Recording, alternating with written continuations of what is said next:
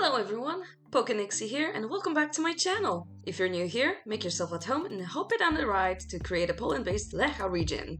Today I will finally reveal the Fakemon I first mentioned in the video where I introduced you to Pokemon based on Polish phrases, which you should definitely check out. So before we get into the drawings, I'll tell you something about the legend of Lech, Czech and Rus, because it ties into the origin of our coat of arms. It represents a white eagle on the red background, and the eagle wears a crown. So, Lech, Czech and Rus were brothers who were the leaders of early Slavic tribes. At some point during their journey, they stumbled upon a gorgeous valley full of grasslands, lakes and mounds, and in the middle of it there was an enormous oak tree. On one of the branches of this oak tree, there was a nest where resided a white eagle. When approached, it spread its wings and flew up, lit up by the red setting sun. Rus wanted to shoot the eagle, but was stopped by Lech, who decided to stay here and raise his kingdom. The sight of the white eagle on the red background inspired Lech, and he turned it into his coat of arms. He called the place Gniezno, later changed to Gniezno, after the Polish word for nest, which is Gniazdo. Then he turned the city into the first capital of Poland, where resided the first kings and dukes. This is also where the brothers separated. Rus headed towards the east, and Czech towards the south, where they created their own respective countries. So, now that we know the legend, we can move on to the Igling's evolution line. The first evolution I based on the children who fought in the Warsaw Uprising in 1944. I honestly had a weird Mandela effect when I wanted to start doing research about them because I was completely, fully sure that those children were called Little White Eagles, but turns out they were called Children of War instead. Am I crazy? Can someone tell me in the comments why could have I thought that they were called the White Eaglings? I don't know. It's weird. But yeah, before I also did my research, I wanted to criticize my government by turning the Pokemon into a mischievous thief. But when I learned the stories of those brave children, I just couldn't do it, due to total disrespect to them. Hope you forgive me for that stupid idea I had in the first place, because geez, when I learned their stories, it completely changed my mind about them. You know, despite me creating a region based on Poland, I'm not really that big of a patriot. But this had sparked patriotism in me, so you gotta listen to this. But yeah, still, I want the Igling to steal, no matter what, because I already, wrote it down in Bodeka's entry, but I just wanted to add a different spin for those stealing tendencies, just to justify their behavior. So here's the story. During the uprising, despite there being pictures of children holding guns, they never actually fought alongside the adults. The generals wouldn't allow them to fight due to shortage of weaponry, but also out of care for the youngest. However, the kids were still pushing and willing to fight, sometimes even lying about their age to take part in the uprising to protect their city and country. The youngest boy who joined the uprising was only 11 years old, and his name was Witek Modelski. He was killed on the 20th of September, 1944. May his soul rest in peace. Usually the youngest kids were helping with sharing the newspapers around the city.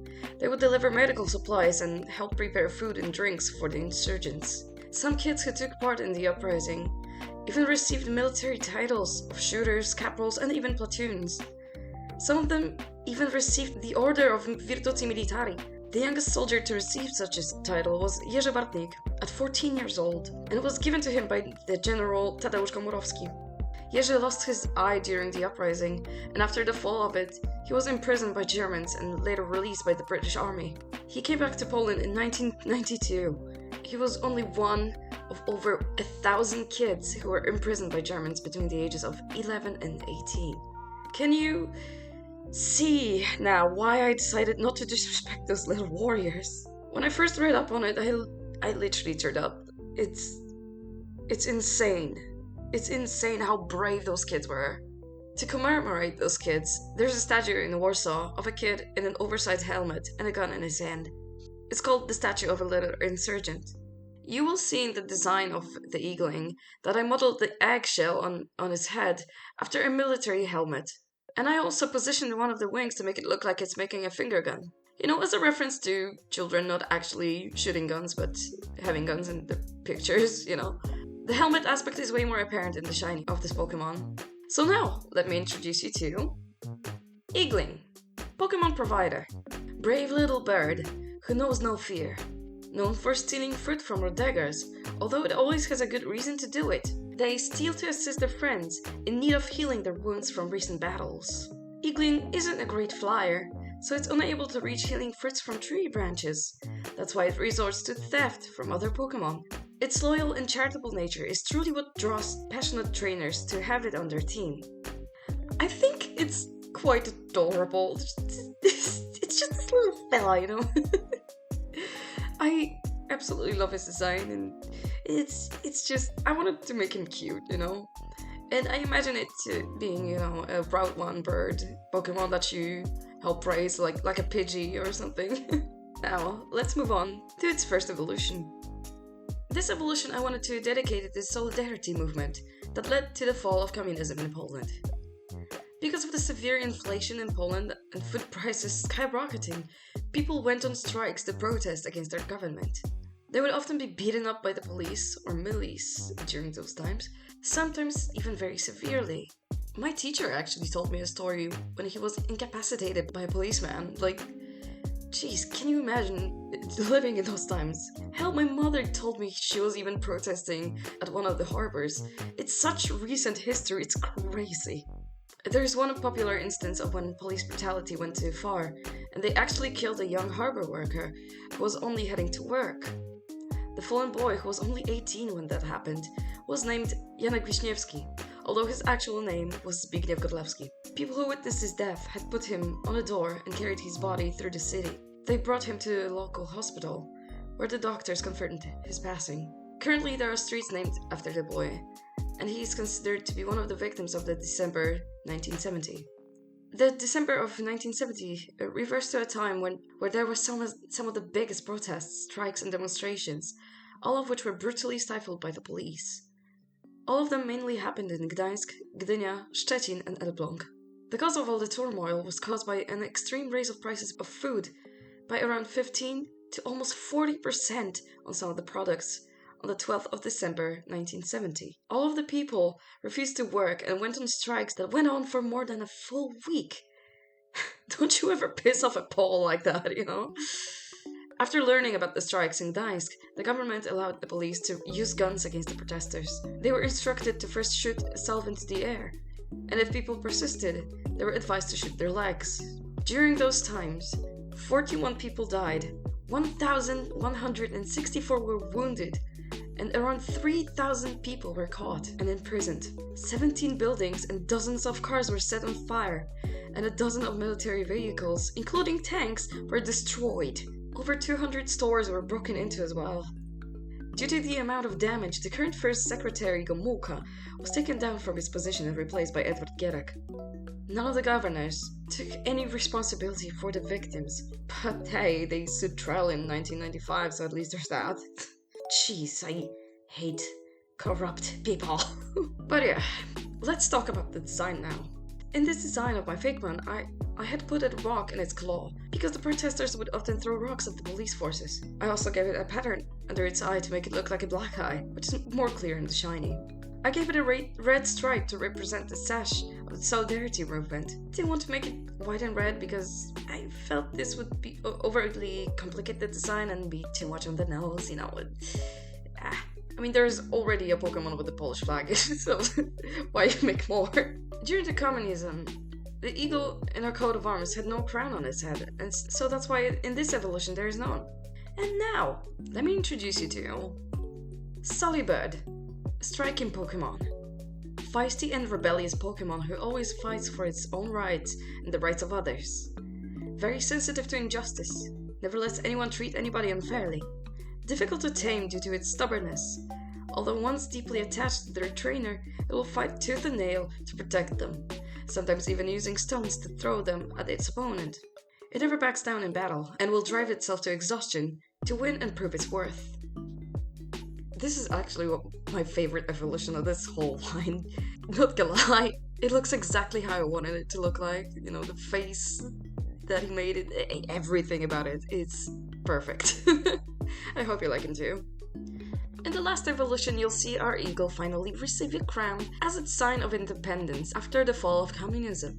The first depictions of the eagle come from the ancient times as a symbol of legion in the Roman Empire. In early medieval times, the eagle was also used by Goths, Gepids, and Franks. It was also a symbol of the Holy Roman Empire, as well as the Byzantine Empire.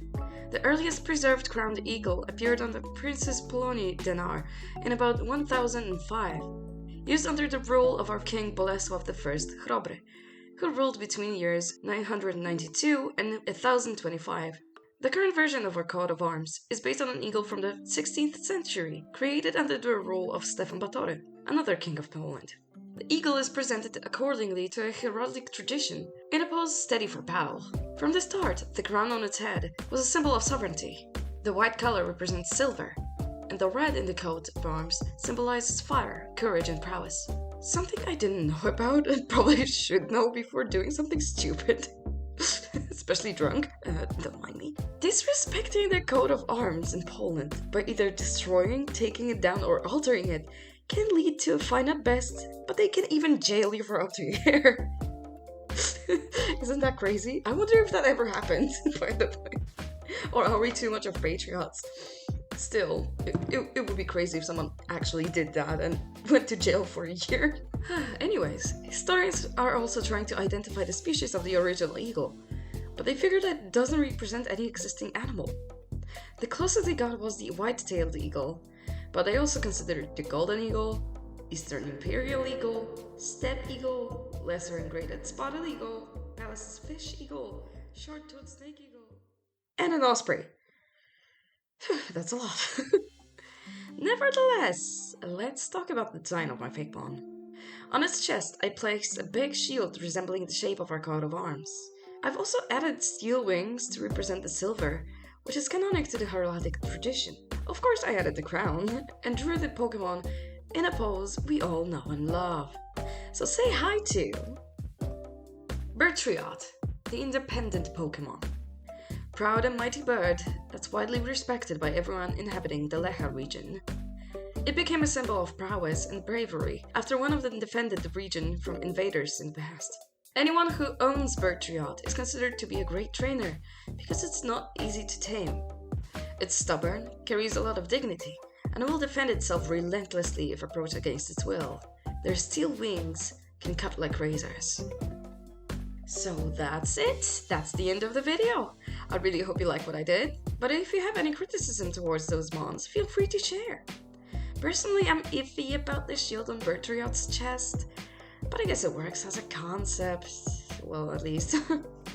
Next up, it's finally time for me to reveal the starter's final evolution, so stay tuned. After that, I'm going to bring in some of the cool ideas that are boiling in my head, some of them coming from your suggestions. So if you have any, feel free to share, and one day, they might just become a part of Lecha region. And now, this is the part of the video when I was supposed to announce the creation of a subreddit for our region, but unfortunately, it was unfairly banned. Like, literally for no freaking reason. I'll see what I can do to fix it, and I'll announce it as soon as it's back up and running. But still, why would Reddit do that? I said that on Twitter, and people were giving me suggestions to contact some people so I can unban the subreddit. So I'll see if that works. For now, stay tuned. I'll see what I can do. Anyways, like and subscribe and join me on the journey. Here are my socials, and goodbye.